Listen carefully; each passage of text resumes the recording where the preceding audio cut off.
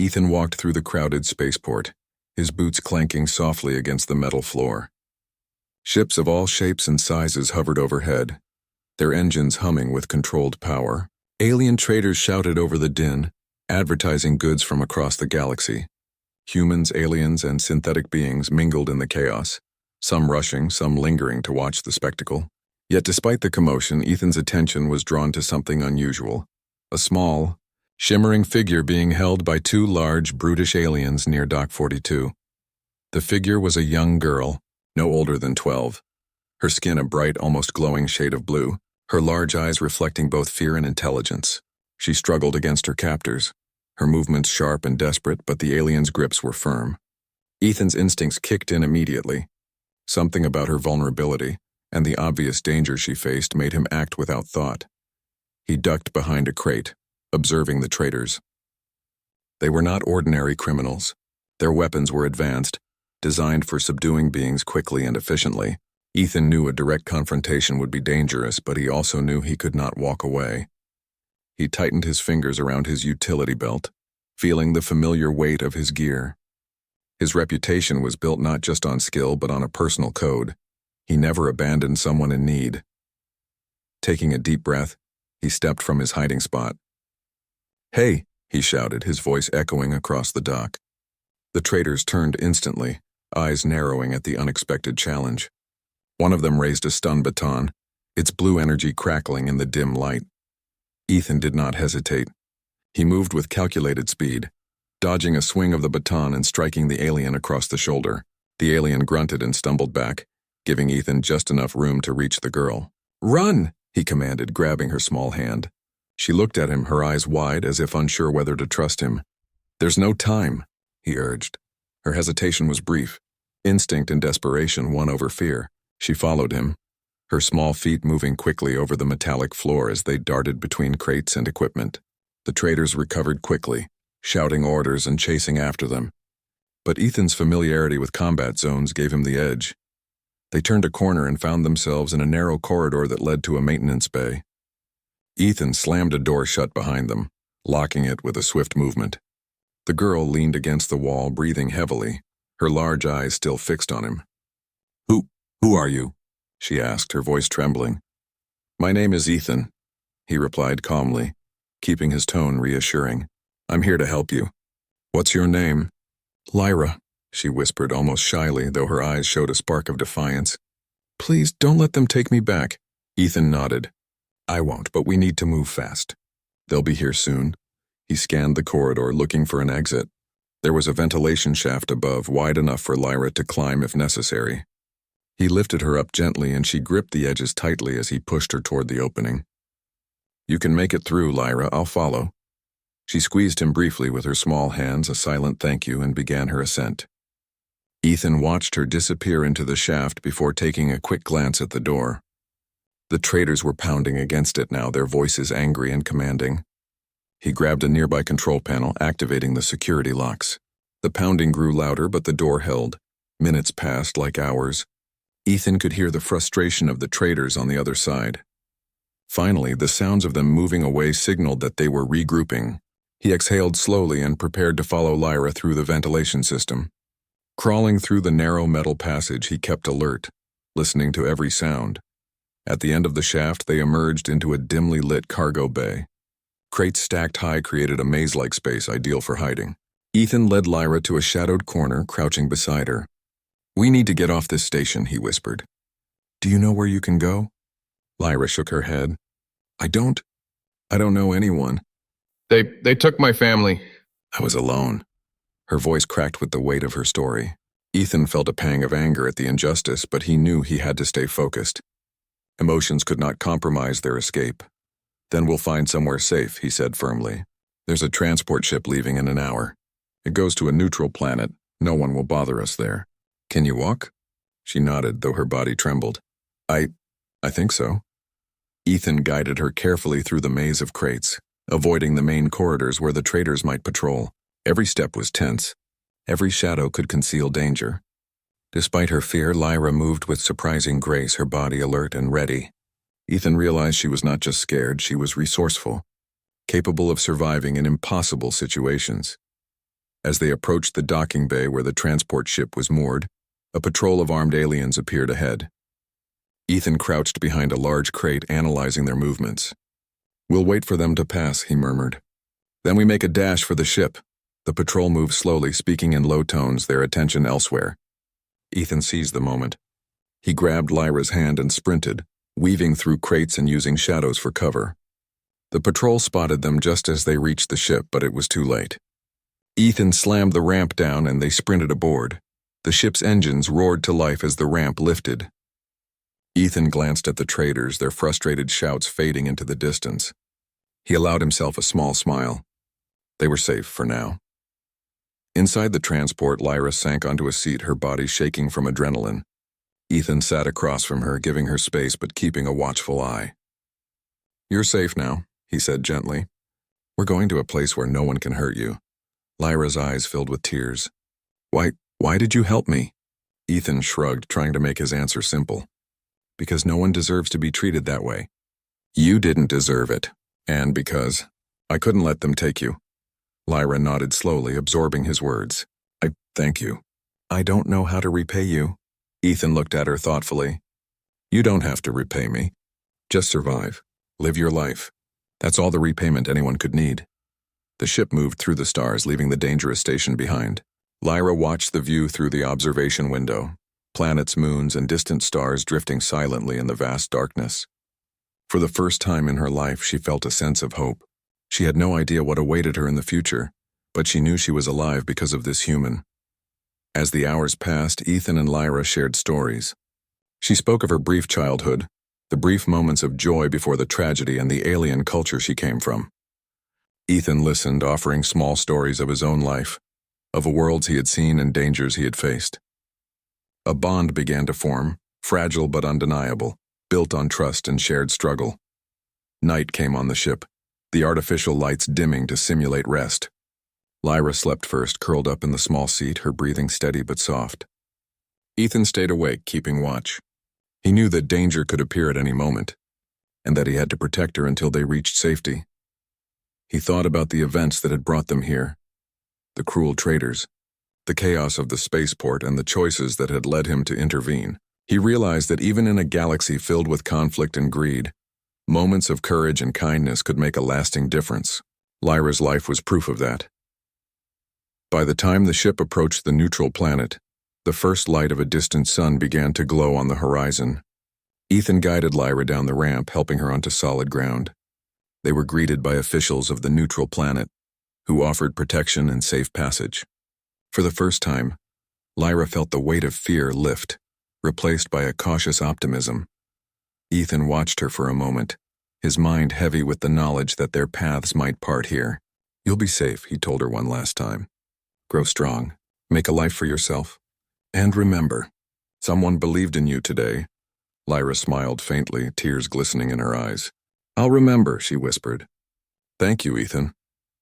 As he turned to leave, Ethan felt a strange sense of anticipation, as if the universe had plans for this girl beyond what he could imagine. He walked away, leaving her in safety, unaware that this moment would echo across decades, shaping the destiny of a queen and the human who saved her.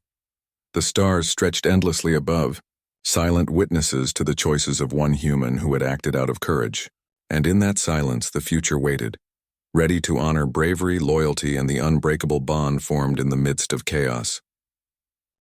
20 years had passed since Ethan had rescued Lyra from the slave traders. Time had changed both of them, but some things remained constant: the courage that had driven him to act and the determination that had shaped her life. Ethan had grown into a seasoned explorer and diplomat, traveling across star systems, negotiating trade agreements, and sometimes stepping into conflict zones to mediate disputes. He had faced danger countless times, but life had a way of surprising him. He never expected the most surprising moment would come from a girl he had saved decades ago. The fleet appeared first as small specks against the black of space, gradually growing larger as they approached the planet where Ethan had established a temporary diplomatic mission. Ships of all sizes, sleek and elegant, moved in formation, clearly under a single command. The markings on their hulls were unfamiliar, yet carried an air of authority. Ethan watched from the observation deck, curiosity and caution warring within him. Something about the movement of these ships was deliberate, purposeful.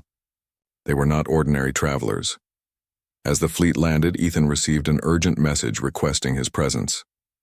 The voice on the other end was firm but polite, commanding yet measured. He followed the directions to a massive chamber aboard the lead ship. It was grand, filled with natural light streaming through enormous windows, and the walls shimmered with subtle alien patterns. At the far end of the room stood a figure that made Ethan stop in his tracks. She was taller than he remembered, her presence commanding and elegant. Her blue skin gleamed under the light, and her eyes, large, intelligent, and piercing, locked onto him immediately. There was no hesitation, no uncertainty. Ethan recognized her instantly. Lyra, the girl he had saved 20 years ago, had returned, and she was now a queen. Lyra approached him slowly, each step purposeful yet graceful. She wore regal attire that accentuated her authority without being ostentatious. Around her, advisors and guards moved with precision, their respect for her evident. She stopped a few meters away from Ethan, studying him carefully. There was a flicker of recognition in her eyes, quickly followed by a small controlled smile. "Ethan," she said, her voice calm yet strong. "Do you remember me?" Ethan nodded slowly, words catching in his throat. "Lyra, I can't believe it's really you." "You saved me once," she said, her tone softening slightly. "I have never forgotten it. You gave me a chance to live, to grow, to survive. I have come to repay that debt in the only way I know how." He shook his head, unsure how to respond. "You don't owe me anything.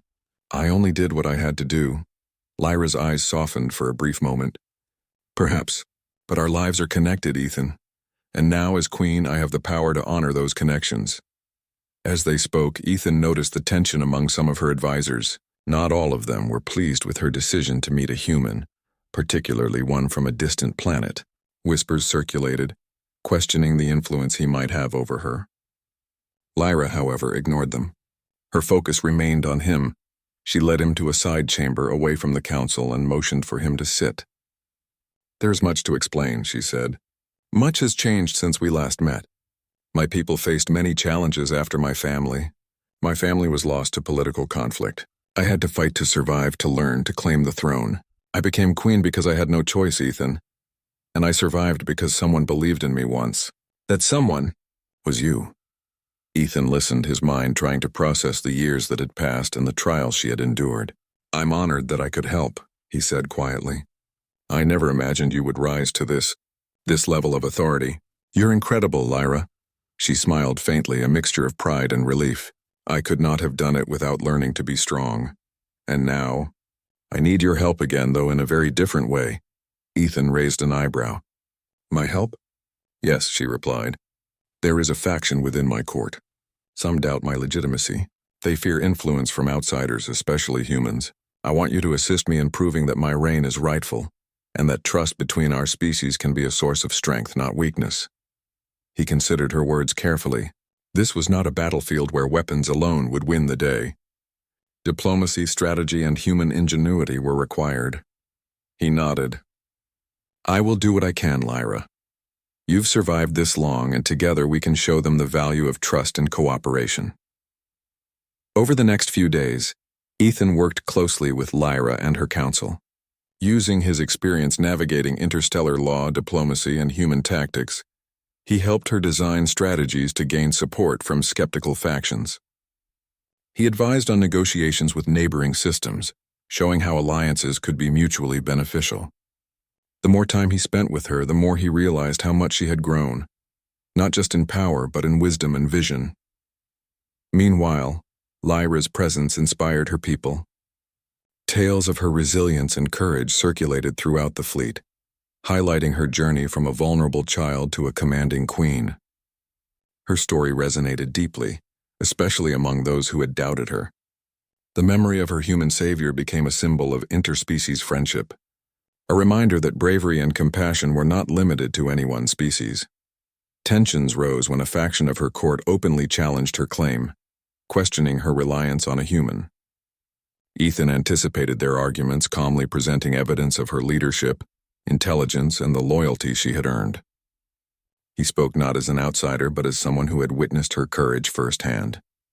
His words carried weight because they were true and grounded in experience. The faction reluctantly accepted his reasoning, though some grudgingly. They could not deny the success Lyra had achieved in a relatively short time. She had united her people, strengthened trade, and established security throughout her territories. Her intelligence and resolve were undeniable. During one late-night meeting, Lyra turned to Ethan, her expression unreadable. "I owe you more than you realize," she said softly. "Not just for saving my life, but for inspiring me to survive, to fight, to become who I am today.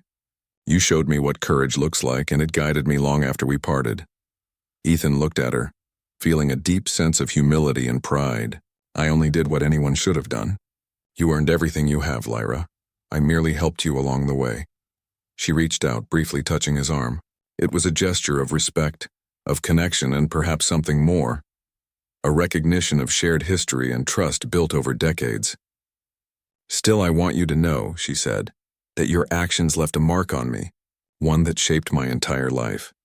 With the faction resolved and the court now united behind her, Lyra officially invited Ethan to be her honored guest and advisor, granting him diplomatic privileges across her realm. It was a recognition of both his courage and the bond they shared. Ethan accepted, humbled by the gesture, realizing that the choices one makes, even seemingly small ones, can ripple across decades, changing lives in ways impossible to predict. Days turned into weeks as Ethan and Lyra worked together. The Queen showed him her world, its cities, technology, and culture. He marveled at the beauty and complexity of her society, noting how different yet familiar it felt. Lyra, in turn, listened to his experiences among humans, learning from his perspective and valuing his insight. The exchange was more than political. It was a meeting of minds, an interspecies friendship strengthened by shared history and mutual respect. One evening, as they watched twin suns set over the alien horizon, Lyra spoke quietly. "I once feared I would never see safety again. I thought my life would end before it truly began. But because of you, Ethan, I lived. And because I lived, I could become more than I ever imagined."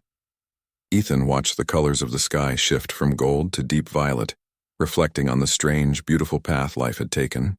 "You've become more than anyone could have imagined," he said. "And you've done it through your own courage, your own choices. I only helped you take the first step." Lyra smiled, a mixture of gratitude and determination. "Then let us continue together. There is much work to do. Not just for my people, but for the trust between our species. And for that, I want you by my side." Ethan nodded. He knew that their journey was far from over, but he also knew that moments like this, born from courage, compassion, and human determination, could change the course of history.